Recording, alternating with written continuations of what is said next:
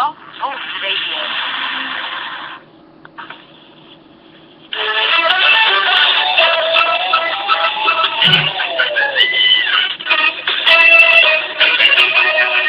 Hey there, Detroit sports fanatics. I'm Taylor Phillips, and welcome to Taylor's Detroit Sports Show on Blog Talk Radio. You can call in at 646-478-4837, and you can text message live on the show at 231-429-3668. You can also flash chat on my episodes and leave comments on the show, but please keep it all clean. Calls, texts, and comments on the show, all clean. That's all I ask. Tonight we're going to talk about the Red Wings, Pistons, Michigan and Michigan State clashing with each other. Central Michigan keeping their undefeated streak at McGurk Arena alive. A little bit of Tigers and Lions as well. But the Red Wings first. They extend their winning streak to 6.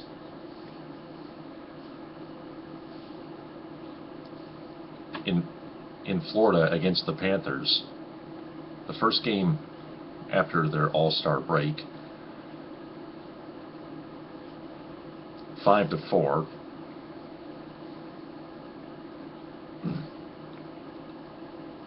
Luke Glendening almost got his first hat trick in that game, by the way.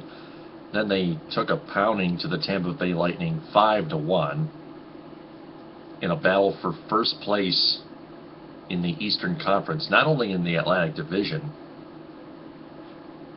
I mean, the Red Wings were leading the Lightning by 1 point.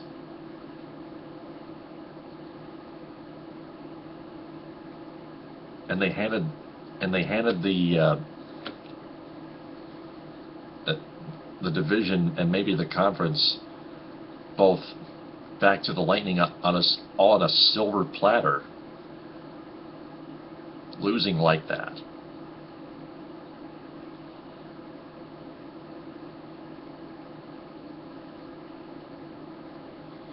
And after the game, Babcock says he doesn't blame anybody.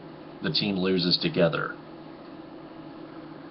Well, somebody's got to take accountability for that. Some gets put on Peter Mrazek, their goaltender, who had given up 9 goals in 2 games before heading back home to the Joe and shutting down the New York Islanders 4-1, where Mrazek had a much better game than he did the past 2.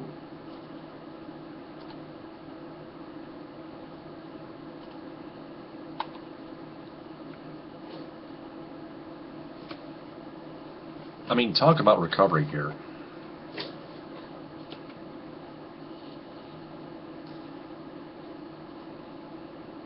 And Jonathan Ericsson had a lot to think about since that game against the Minnesota Wild when he entirely blew a 4-1 lead for his team. He was becoming the real scapegoat of the team this season thus far because of his horrible play. His horrible decision making.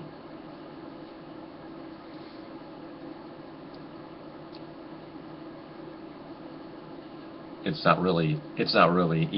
not even a lack of consistency. And he's got plenty of talent too. Yet I kept over bashing him, and I didn't even know it. Maybe I was just angry. But it's all in Jonathan Ericsson's head. His decision making was dumb. But now, since then, his decision making is getting better, a lot better.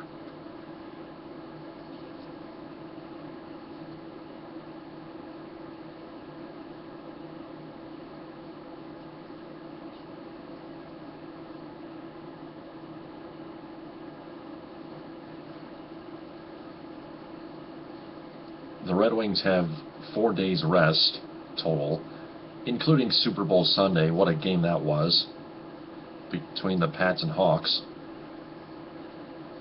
Seahawks had back-to-back Super Bowl championships won after that incredible catch by Jermaine Kearse, by the way. Seahawks had the Patriots dead in their tracks, but Wilson threw a silly interception to Butler with 20 seconds left, and that was it. Didn't go without a brawl. Didn't end without a brawl, though. But back to the Red Wings. Again, they have, as I mentioned before, they have 4 days rest until Thursday at 9 p.m. when they travel to Pepsi Center in Denver, Colorado, and take on the Avalanche.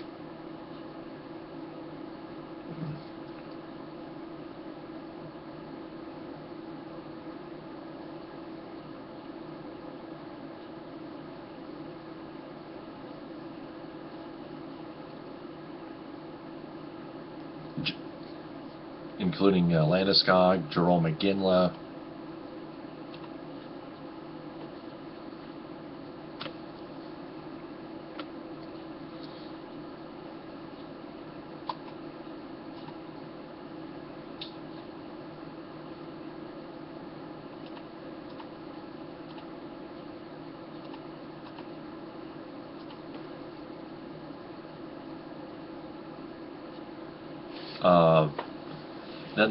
Then on Saturday, they head to Glendale, Arizona, and take on the Arizona Coyotes at 8 o'clock.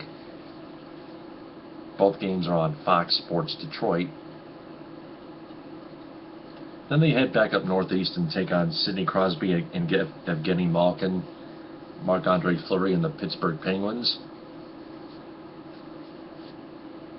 on Wednesday, and then on Saturday they head back home for a 2-game homestand against the Winnipeg Jets and the Montreal Canadiens on Monday. Saturday and Monday. Saturday the 14th and Monday the 16th.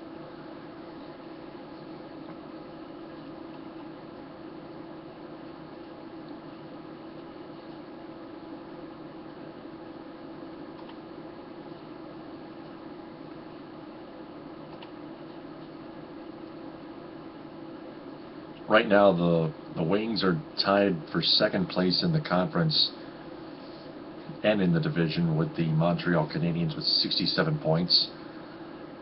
The Tampa Bay Lightning are ahead of both of them with 68 by 1 point.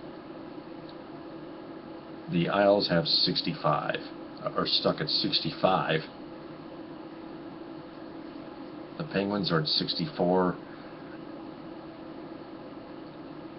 The Avalanche are tied with the Dallas Stars with 53 points in a tie for like 10th place or something like that.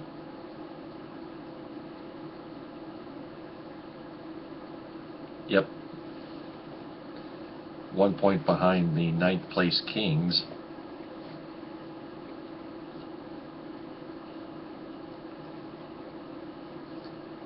Arizona Coyotes are pretty much bringing up the rear, 7 points ahead of the last place Oilers for second to last place, 42 points. The Oilers have 35.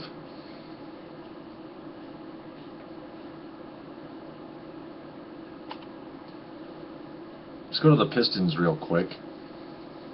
Pistons were really struggling since Brandon Jennings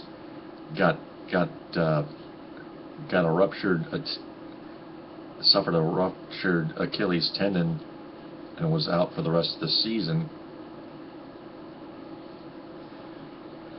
They lost badly 89-69 in Philadelphia, for example, after taking a 103-95 loss on Monday at the Palace to LeBron James and the Cleveland Cavaliers.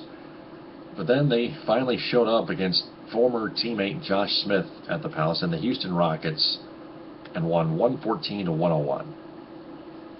They scored 114 points without Brandon Jennings. DJ Augustine and Kentavious Caldwell-Pope both showed up. Augustine, Greg Monroe, and Andre Drummond all picked up double-doubles in that game.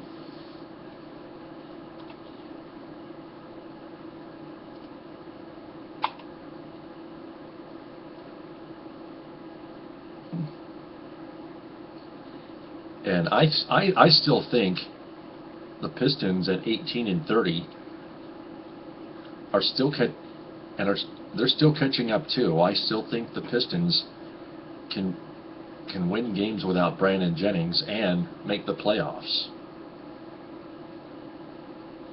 I just don't see them going as far as they need to in the playoffs without Brandon Jennings, just to make things fair. Next up for the Pistons, they welcome the Heat into the Palace Tuesday at 7:30. Then on Wednesday, they go to Indiana and play the Pacers at 7. Friday, they return home and play the Denver Nuggets at 7:30. Then on Sunday at 6, they wrap up their short 2-game homestand against the Minnesota Timberwolves.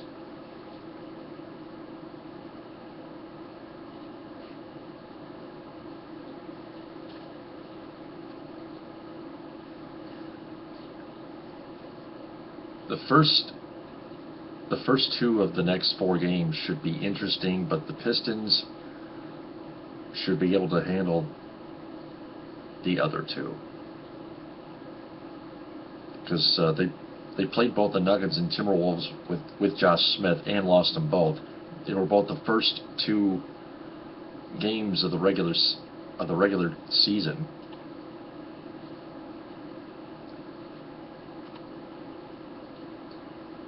But since they don't have Josh Smith anymore, they have a greater chance of beating both the Nuggets and the Timberwolves.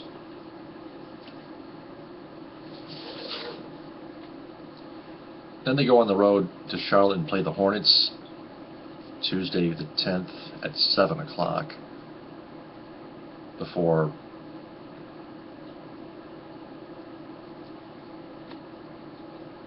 beginning a 5-game homestand with a game against the San Antonio Spurs, the defending NBA champions, at 7:30 on the 11th. On Wednesday, Friday the 20th against the Bulls at 7:30. Sunday the 22nd at 3:30 against the Washington Wizards, 31-17. They've been a juggernaut. Tuesday the 24th against LeBron and the Cavs at 7:30. And Friday the 27th, wrapping it up at 7:30 against the 9-38 Knicks. They're in last place in the East.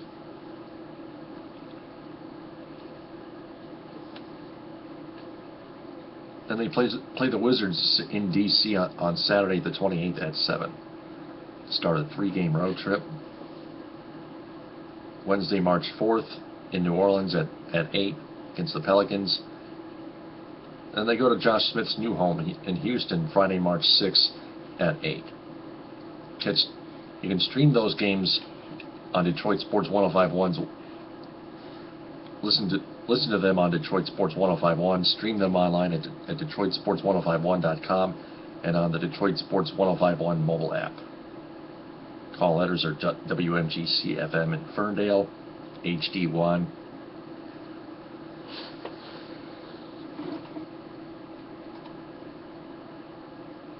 Michigan and Michigan State,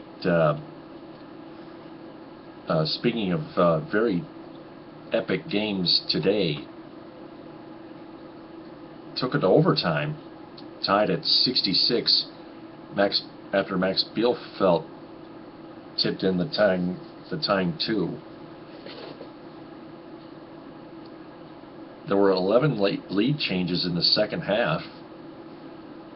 Michigan got off to a 15-8 start in the first half. Though, but the Spartans came back, of course, and then they won the overtime.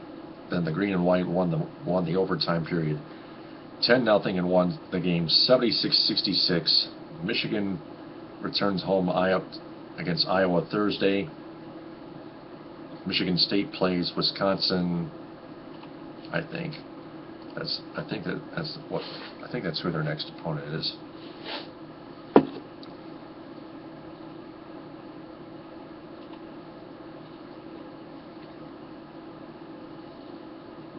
Nope, they have off until Saturday at noon on ESPN or ESPN2 against the Illinois Fighting Illini.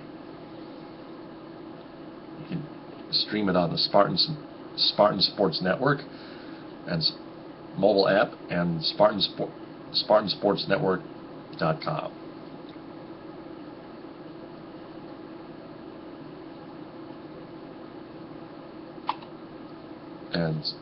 And the Chippewas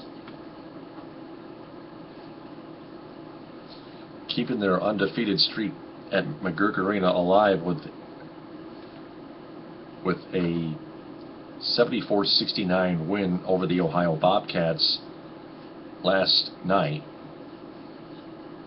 They're 12-0 at home right now. They played Ball State and Western Michigan next.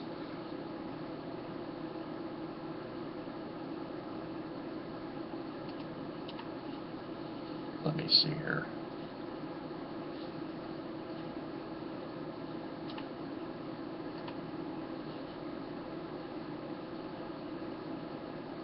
Nope, they played Bowling Green, the Falcons, and the Western Michigan Broncos. Falcons Wednesday, Broncos Saturday.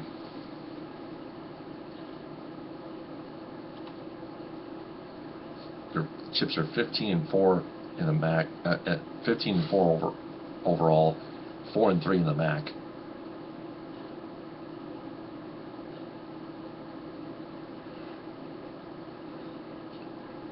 Bowling Green Wednesday at 7, Western Michigan Saturday at 2.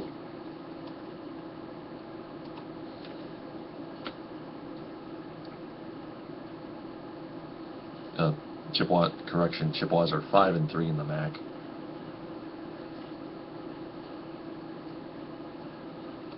Let's see what else they have at home here. They play NIU on the 18th.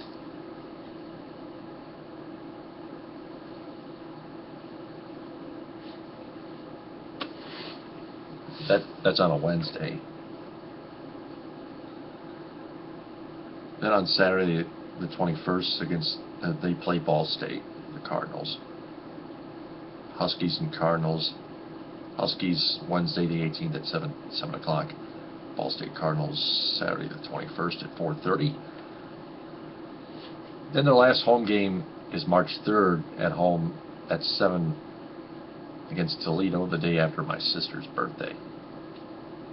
She's married, by the way, if in case you still don't know yet.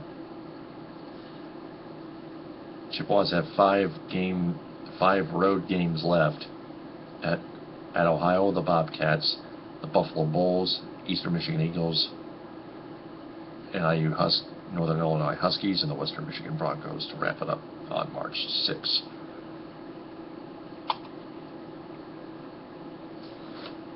Let's jump to the Tigers. They have a full roster right now, and Dave Dombrowski is deciding to stick with it.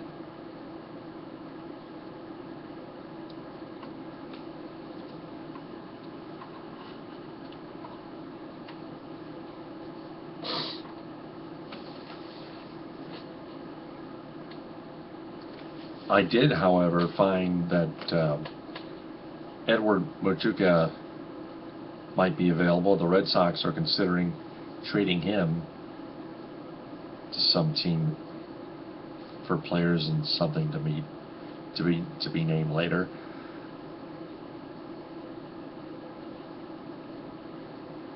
Ken Rosenthal commented that there hasn't been any talk of any teams being interested. So could the Tigers be one of those teams? Call in at 646-478-4837 or text message me at 231-429-3668. Just give me your name and town if you're going to text. Same goes for calling.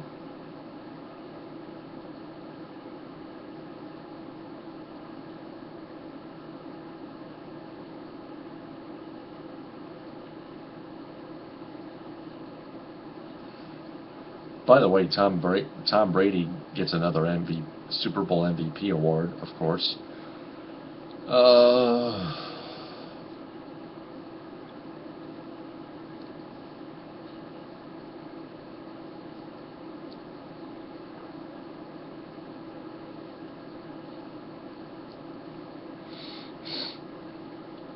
I still think the Tigers may have to use more bullpen help.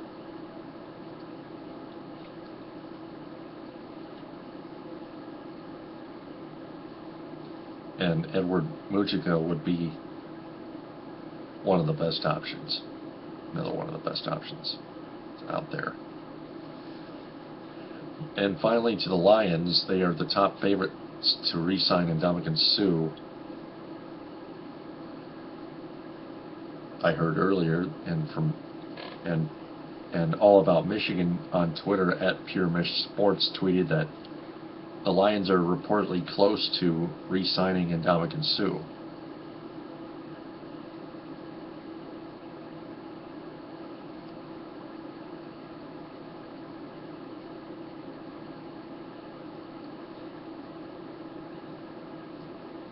Now here's the situation here. The Lions can only re-sign either Ndamukong Suh or Calvin Johnson. That's what most people have been saying. I still think there's a possibility to re-sign both Ndamukong Suh and Calvin Johnson. Right now the money is tight, but right now they say the money is tight, but I still think they have a shot at both.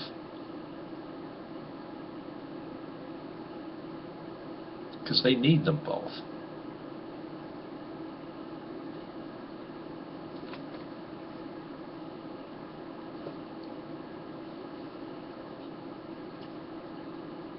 So I'm going to go ahead and wrap this up early.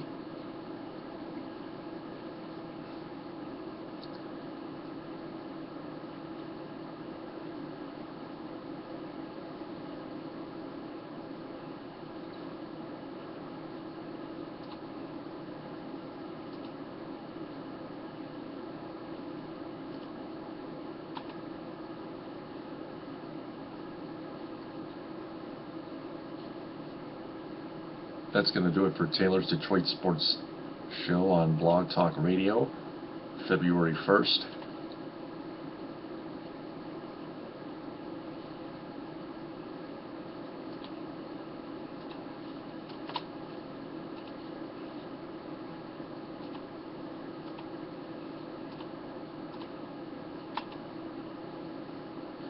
I will talk to you later on Spreaker, and then I will try to remember to schedule an episode for 11 o'clock.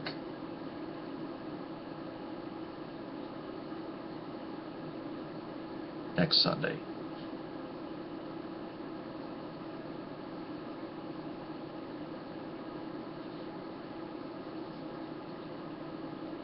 Waiting for this to refresh here.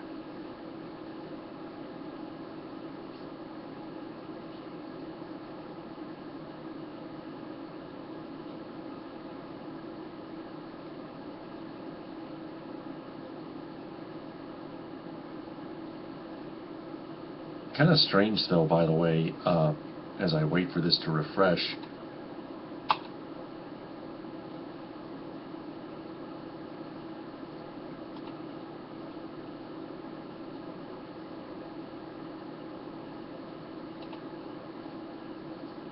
That both the Red Wings and Spartans men's basketball team have plenty of days rest until later in the week.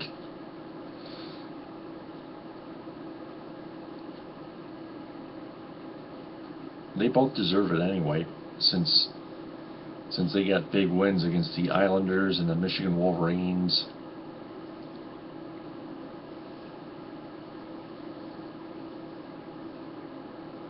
Michigan lost their defensive. Michigan lost Derek Walton Jr. to some type of injury here.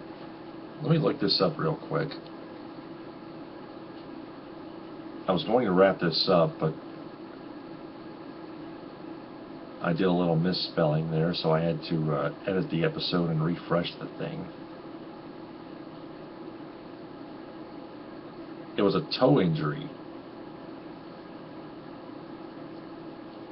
A very serious toe injury.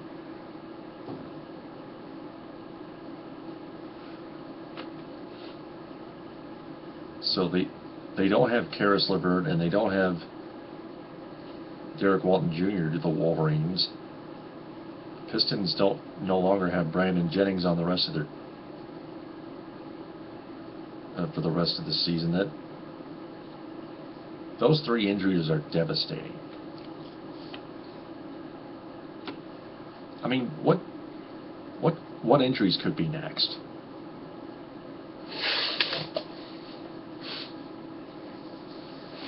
This is really starting to scare us.